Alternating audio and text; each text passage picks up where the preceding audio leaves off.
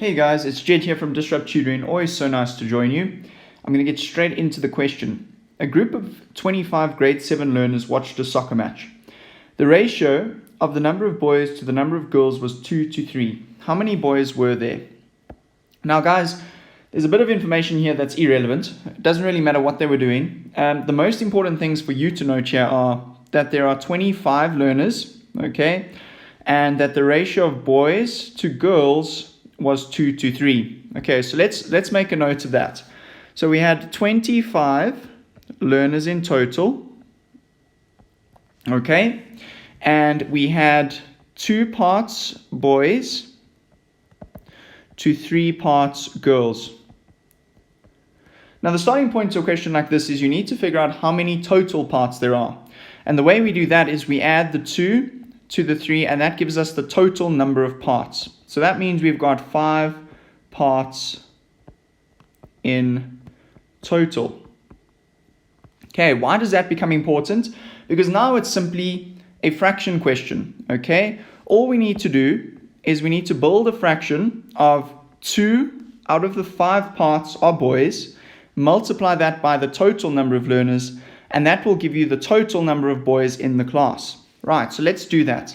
So the question is asking us how many boys were there. Okay, so we need to say, right, we know that 2 out of the 5 parts in that class are boys.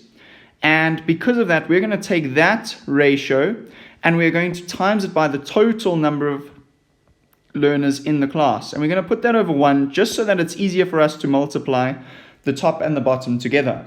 But we know to make our lives easy, we want to first see if there's any simplification we can do before we have to multiply.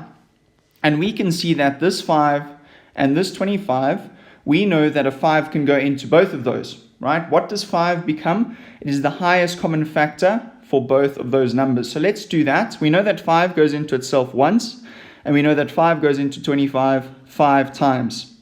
Now we've got quite a simple multiplication sum to do. We know that 2 times 5 and 1 times 1. So we can do that quickly. So 2 times 5 we know is 10 and 1 times 1 is 1. So we know the total mark or the total answer there is 10. And because they've been very specific in asking you how many boys were there, we can say that there were 10 boys in the class. And that would be your final answer. Now just to extend it slightly further, if there are 10 boys in the class, how many girls would there be? Well, that would be simply taking the total number of learners minus in the number of boys, which would mean that there are 15 girls in the class. The other way you could do that would say that we know that there are 3 parts of the class that are girls. We would put that 3 over the 5. We would multiply by the total number and we would get an answer of 15. Cool guys, hopefully that helps. Be ready to answer something like this. It'll always pop up in your tests and exams.